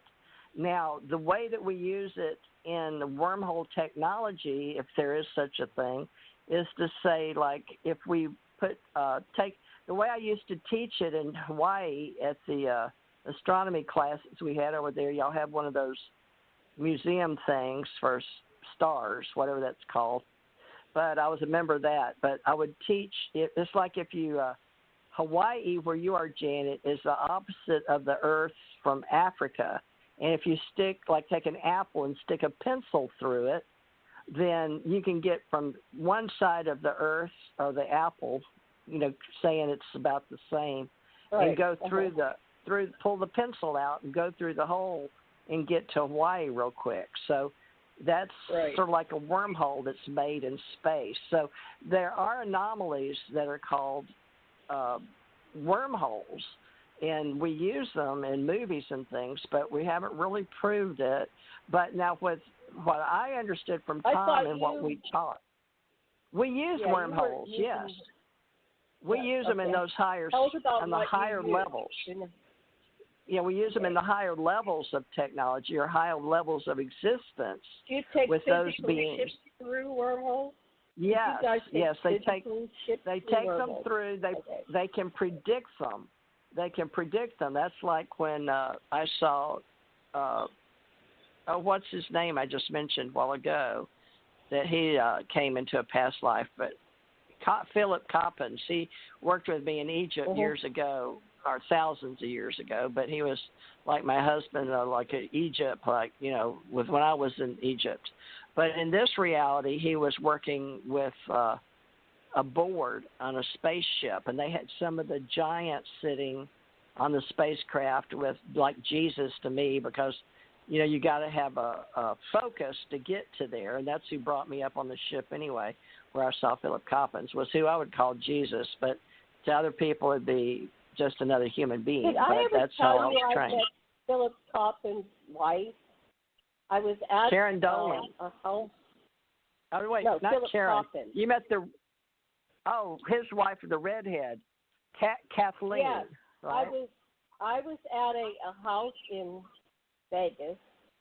It was like a friend of a friend. They said, you've got to go and meet, and her name was Theresa. So I met with this woman, Theresa. I don't know why I met with her, but she talked to me for like a couple hours. And she said, I got to take a break. Why don't you go? And she had a very large house, and she said, go down to the other room. Phil Coppens' wife is in there. I went, what? The guy from yeah. And she said her name, but I forget her name. She used anyway, to talk to me on Facebook. That's Kathleen. And I had a redhead. conversation with her. Right. And she was talking about, her husband dying and everything. So it was very sweet. I don't remember much about it. Suddenly in November. When I travel, I meet so many people. What's that? Yeah, that was odd that you met her. I haven't met her, and she would talk to me on Facebook. So we were in some kind of group together of women, spiritualists or ET people or something. But so we knew each other through this women group, like I don't know what it was, the metaphysical group. But anyway, I never told her about seeing him off planet because, this is more for like spiritual metaphysical people. Well, there's not, and when I talk about J. Allen Hynek, people think I'm bragging, but it wasn't, because for years I didn't pay any attention to what he wanted me to do because I didn't know what to do. I would call or email or write, not email back then, I'd write to them, but I never got response. So, and the secretary was in Denver, and anyway, not till I met Jan Aldrich when they got the files back, But anyway, it's a long story, folks, how all this goes together. But there's something going on, so don't give up on the supernatural or the magic, because I don't care what anybody says. I have seen magic happen in this reality with a straight face. And even when I've died and come back, or, given childbirth and come back, or seen people off planet or in space, there's a whole other reality. And so Janet asked the difference. With a wormhole and a stargate, now we're supposed to be able to predict wormholes. Now, portals that can be opened anywhere, those can be done on vibration and sound for travel, and that's like almost like teleportation. And there is a difference. Now, some people call stargates because of the way that we seen movies and the way it's been used. We use stargates now, like thinking of how you get from one dimension to another, or even in did they have portals? They had wormholes on Star Trek with the Ennead 9 and Gene Roddenberry's stories, right? Janet, they had so what it is it gets into our consciousness.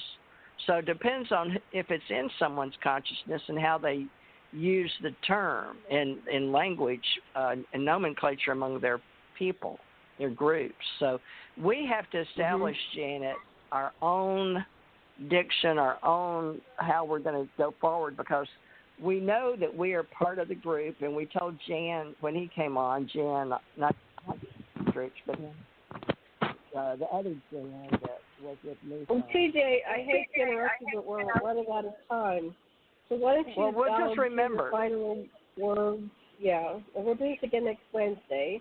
And I just want to say to our listeners that if you want to ask us questions, please email me at Aquarian Radio, AQUARIAN. It's Aquarian like Aquarius, not aquarium like the fish tank, at gmail.com. And send us your questions. And you can always join us in the chat here at 646-649-0893. So that's when TJ gets her, clears up her internet problems, so we will be simulcasting on both. Can we do the alien contact thing, too, and set up how we can use, get different people to be in different groups? Because they can do different groups. Alien contact. If you want to be a guest, contact me, and we'll do a show with you. But you have to have some kind of book or some kind of, your experiencer or something interesting about you. We don't want to talk about Tupperware. Okay, so what your final words, and then the music's going to come on. So go ahead. What would you like to say about how to contact you, TJ, real quick here? All right. Are we going to do this next week then, and we'll just, wherever we go, we go? Same time, same bad channel. We go. All right. Yes. All okay, right. we're running out of time here. A lot of metaphysical, extraterrestrial stuff, and hopefully be wise women in the future. All right. Well, thanks, Janet. Okay. Next week, thank then. you so much. Next All week, right. I'll look forward to it. Aloha, everybody. All right. Thank you, Janet. Bye-bye. Thank you. Bye-bye.